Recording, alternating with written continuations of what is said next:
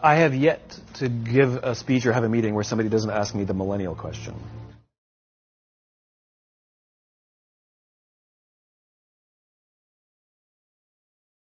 Before and after are tough to manage.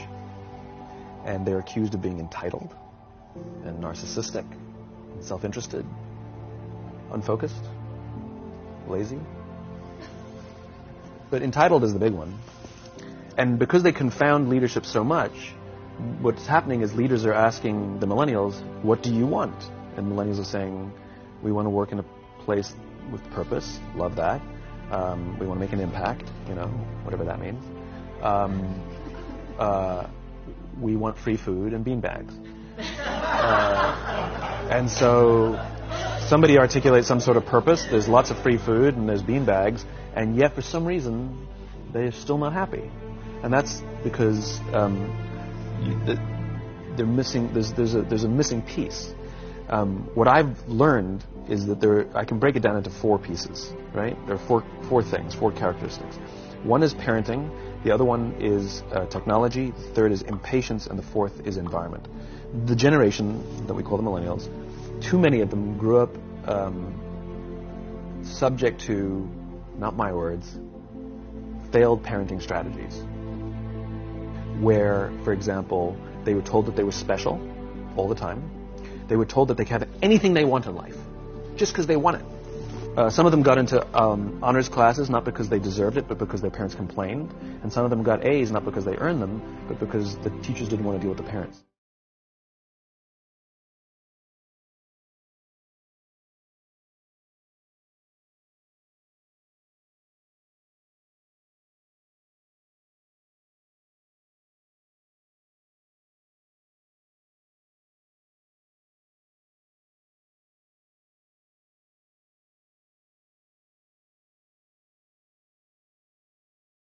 Their moms can't get them a promotion.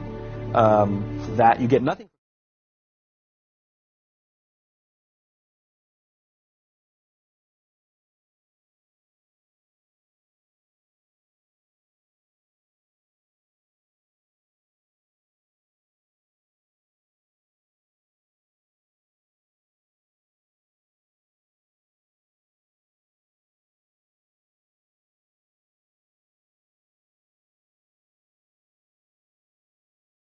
Figure it out.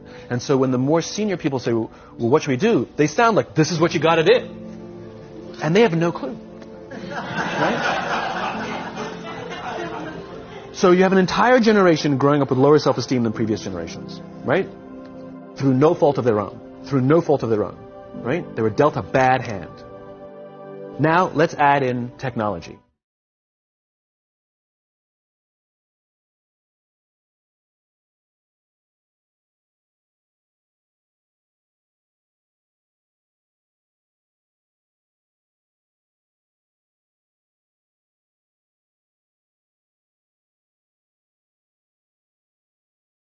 It's why we count the likes. It's why.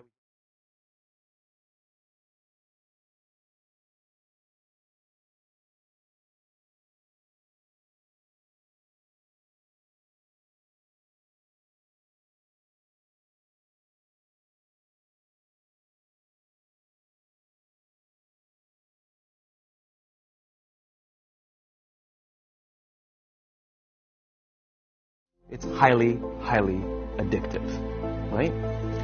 We have age restrictions on smoking, gambling, and alcohol, and we have no age restrictions on social media and cell phones, which is the equivalent of opening up the liquor cabinet and saying to our teenagers, hey, by the way, this adolescence thing, if it gets you down... But that's basically what's happening. That's basically what's happening, right? That's basically what happened. You have an entire generation that has access to an addictive, numbing chemical called dopamine through social media and cell phones as they're going through the high stress of adolescence. Why is this important? Almost every alcoholic discovered alcohol when they were teenagers. When we're very, very young, the only approval we need is the approval of our parents. And as we go through adolescence, we make this transition where we now need the approval of our peers. Very frustrating for our parents, very important for us. It allows us to acculturate outside of our immediate families into the broader tribe. Right? It's a highly, highly stressful and anxious period of our lives, and we're supposed to learn to rely on our friends. Some people, quite by accident, discover alcohol and numbing effects of dopamine to help them cope with the stresses and anxieties of adolescence. Unfortunately, that becomes hardwired in their brains, and for the rest of their lives, when they suffer significant stress, they will not turn to a person, they will turn to the bottle. Social stress, financial stress, career stress. That's pretty much the primary reasons why an alcoholic drinks, right? What's happening is because we're allowing unfettered access to these dopamine-producing devices and media, basically it's becoming hardwired, and what we're seeing is as they grow older, too many kids don't know how to form deep, meaningful relationships. Their words, not mine. They will admit that many of their friendships are superficial. They will admit that their friends, that they don't count on their friends, they don't rely on their friends, they have fun with their friends, but they also know that their friends will cancel on them if something better comes along. Deep, meaningful relationships are not there because they never practice the skill set, and worse, they don't have the coping mechanisms to deal with stress. So when significant stress starts to show up in their lives, they're not turning to a person, they're turning to a device.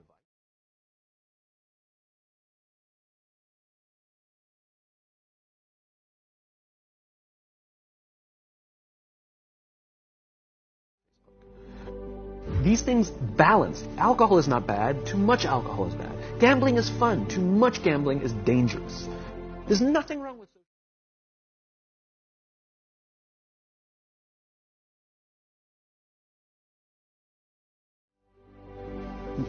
That's a problem. That's an addiction. If you're sitting in a meeting with people you're supposed to be listening to and speaking, and you put your phone on the table, face up or face down, I don't care, that sends a subconscious message to the room that you're just not that important to me right now, right? That's what happens. And the fact that right, if you wake up and you check your phone before you say good morning to your girlfriend, boyfriend, or spouse, you have an addiction. And like all addiction, in time it'll be worse. So you have a generation growing up with lower self-esteem that doesn't have the coping mechanisms to deal with stress. Now you add in the sense of impatience. They've grown up in a world of instant gratification. You want to buy something, you go on Amazon, it arrives the next day. You want to watch a movie? Log on and watch a movie. You don't check movie times. You want to watch a TV show? Binge. You don't even have to wait week to week to week. Right? I know people who skip seasons just so they can binge at the end of the season. Right? Instant gratification. You want to go on a date? You don't even have to learn how to be like, hey.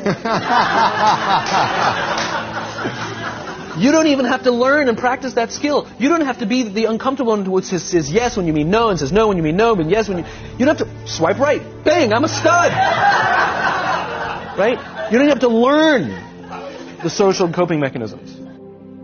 Everything you want, you can have instantaneously. Everything you want, instant gratification. Except job satisfaction and strength of relationships, there ain't no app for that. They are slow, meandering, uncomfortable, messy processes. And so I keep meeting these wonderful, fantastic, idealistic, hardworking, smart kids. They've just graduated school. They're in their entry-level job. I sit down with them and I go, how's it going? They go, I think I'm going to quit. I'm like, why? They're like, I'm not making an impact. I'm like, you've been here 8 months. You know? It's as if they're standing at the foot of a mountain and they have this abstract concept called impact that they want to have in the world, which is the summit. What they don't see is the mountain. I don't care if you go up the mountain quickly or slowly, but there's still a mountain. And so what this young generation needs to learn is patience. That some things that really, really matter, like love, or job fulfillment, joy, love of life, self-confidence, a skill set, any of these things, all of these things take time. Sometimes you can expedite pieces of it, but the overall journey is arduous and long and difficult. And if you don't ask for help and learn that skill set, you will fall off the mountain. Or you will, the worst case scenario, and we're already seeing it, the worst case scenario is we're seeing an increase in suicide rates. We're seeing an increase in this generation. We're seeing an increase in accidental deaths due to drug overdoses. We're seeing more and more kids drop out of school or take leaves of absence due to depression. Unheard of. These are all, this is really bad. The best case scenario, those are all bad cases, right?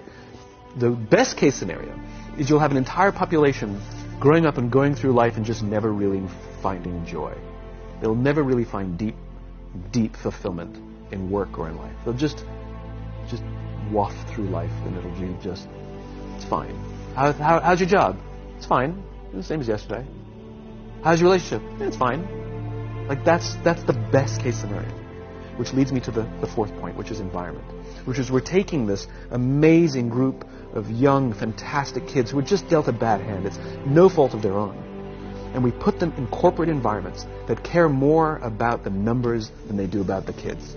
They care more about the short-term gains than the long-term life of this young human being. We care more about the year than the lifetime, right?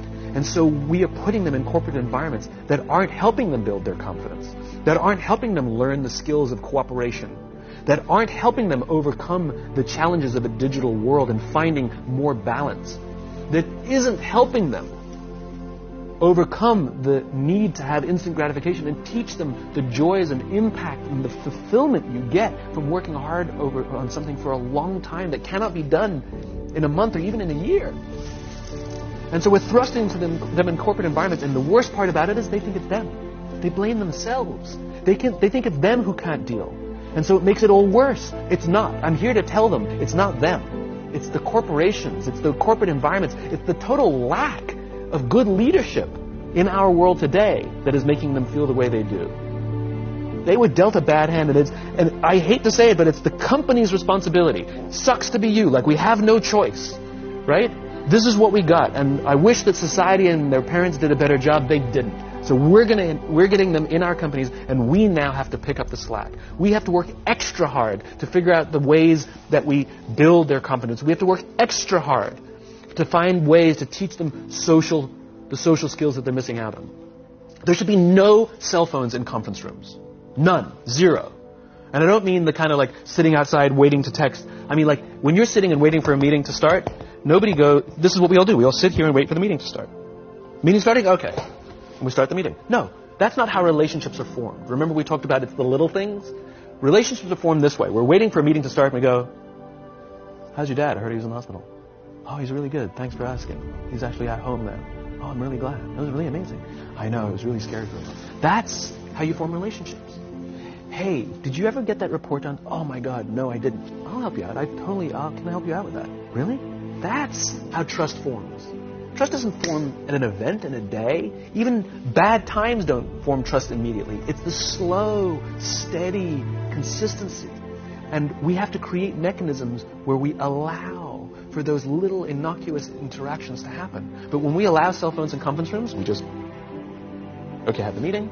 And then my favorite is like when there's a cell phone there and you go like this, you go. It rings and you go. I'm not going to answer that. Mr. Magnanimous, you know? When you're out for dinner with your friends, like I do this with my friends. When we're going out for dinner and we're leaving together, we'll leave our cell phones at home. Who are we calling? Maybe one of us will bring the phone in case we need to call an Uber or take a picture of our meal. Goes without saying, come on. I'm an idealist, but I'm not insane. You know? Not a heathen. I mean, it looked really good. We'll take one phone. And so it's like an alcoholic. The reason you take the alcohol out of the house is because we cannot trust our willpower. We're just not strong enough. But when you remove the temptation, it actually makes it a lot easier. And so when you just say, don't check your phone, people literally will go like this. And somebody will go to the bathroom, and what's the first thing we do? Because I wouldn't want to look around the restaurant for a minute and a half. But if you don't have the phone, you just kind of enjoy the world. And that's where ideas happen.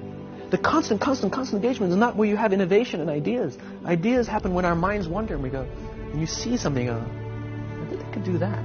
That's called innovation, right? But we're taking away all those little moments, right? You should not, and none of us should charge our phones by our beds. We should be charging our phones in the living rooms, right? Remove the temptation. You wake up in the middle of the night because you can't sleep, you won't check your phone, which makes it worse. But if it's in the living room, it's relaxed, it's fine. But it's my alarm clock. Buy an alarm clock. They cost $8. Right? I'll buy you an alarm. But the point is we now in industry, whether we like it or not, we don't get a choice. We now have a responsibility to make up the shortfall and to help this amazing, idealistic, fantastic generation build their confidence, learn patience, learn the social skills, find a better balance between life and technology. Because, quite frankly,